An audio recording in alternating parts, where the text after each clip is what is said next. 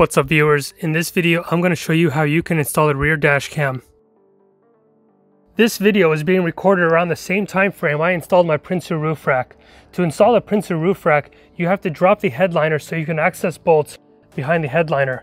I went ahead and actually removed the entire headliner and out of the vehicle, so now we can best see what happens to this wire as we push it above the headliner and into the fuse box.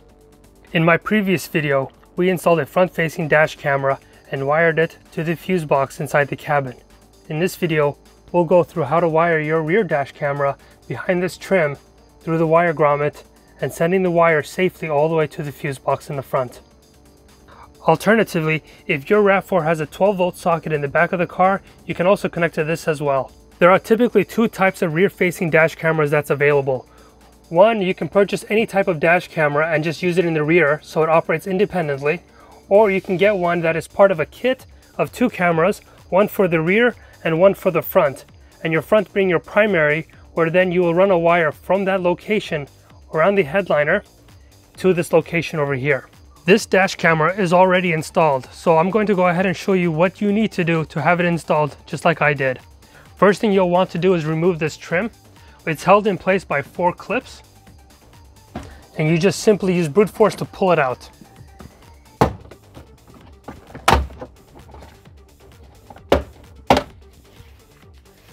You have 4 white trim clips. Let's ignore the adapter I have here to convert the USB type. You will want to start by inserting your wire through here and then making its way up through this channel or rubber grommet and in over here behind this opening where all the wires are going through. Now, there is no good way to get inside of here, so you actually have to kind of cut this open or undo some of this wrap and push the wire through. Once you get the wire through, you want to keep feeding as much as you can, and then up over here, you're going to kind of massage it all the way up over here. You do not have to open this up because it doesn't get you anywhere, because this is directly connected to this right here. So you really just have to push it through up into here and massage it until it comes out over here. Once you make its way over here, you're going to continue to keep feeding it until it comes here, and then you can use your fingers to kind of pull it out and give you enough slack over here to connect it to your camera. To make it a little bit easier, you can remove it from here, because over here it's just a wide open mouth where you can kind of use some tweezers or pliers to help you pull it through and feed it through this hole up over here. Just make sure you reinstall this correctly. With the other end of the wire, you will either go to this location over here, depending on how you're going to install it, or you're going to go to the front-facing dash camera, or you're going to go to your fuse box. If you're going to install the wire to this location over here, you'll basically want to carry that wire over here and then down the weather strip, and probably somewhere along here, maybe right over here, you'll want to take that wire and just send it over here through whatever socket adapter you have. You don't want to go up over here because you have your privacy cover, and that'll prevent that wire from going over. So you want to come at least far enough over here to jumper it over here. If you want to go through the extra work, you can send the wire behind the C-pillar and then open up this box over here to send the wire out and connect it to here. I'm not sure what's behind here on my Rav4. I didn't pay attention to it, but this is an empty socket I have, and you might as well, and you might also.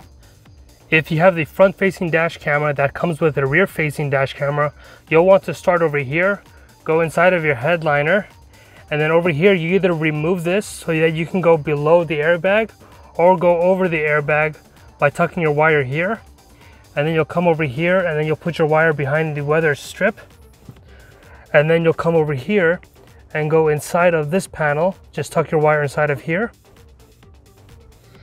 And then from the rear seat, you'll take it from your B pillar, go below your weather strip again, all the way across, and then behind the C pillar panel cover, so you'll tuck in your wire behind here, go out over here, and then from over here, this is where you'll probably make the transition to go inside of your headliner, where you'll start sending your wire from over here, down over here, and then through this open hole to go through the wire grommet, through here, behind this panel cover, and into your rear dash cam. Your headliner won't be dropped like mine, so you'll want to remove these trim holders from these 3 locations and then pull this down. Here's where your wiring will go inside, and this does give you enough space to play around. And then from here, you take that wire and go all the way to this side over here, or go to the other side depending on where you're going, your fuse box or your front dash cam. From the headliner, so imagine we have a headliner here, you're gonna take that headliner and go to the right side, and then you're gonna press the wire inside of the headliner behind over here and make your way over there. From the C-pillar, you'll want to go inside of your weather strip along the door. Once you're over here, you'll have your B column pillar over here. You'll go inside of your B pillar, you'll continue on the weather strip, and then once you're here, you have a really tough decision to make. You can either take the risk and jump the wire over the airbag and up the headliner to the dash cam, or what's safer is to remove the A pillar and then go inside of the airbag or behind it and then go up and into the headliner. What I am doing in my rear dash cam install is I'm going from the wire grommets in the back and I'm going up above these support beams here, over here, and then there's the one over here, and then one more over here. Well, this is the support beam for the sunroof. So I'm going above them so that it is out of the way of the airbag. And then I'm going to continue over here where the existing wire grommet is, or not the wire grommet, the wire harness is.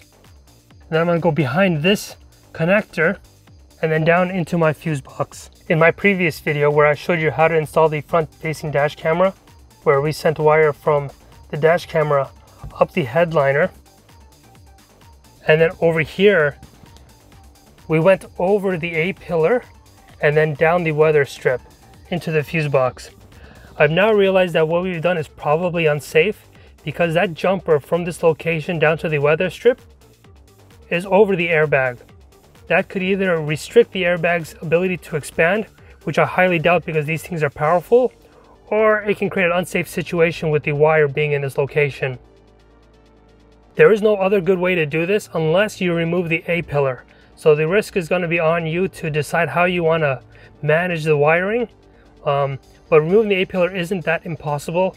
Once you remove it, what I'm going to do is actually come up the weather strip again, go behind this wire harness pin connector, and then up where the previous wiring was, and then up the headliner to the dash camera.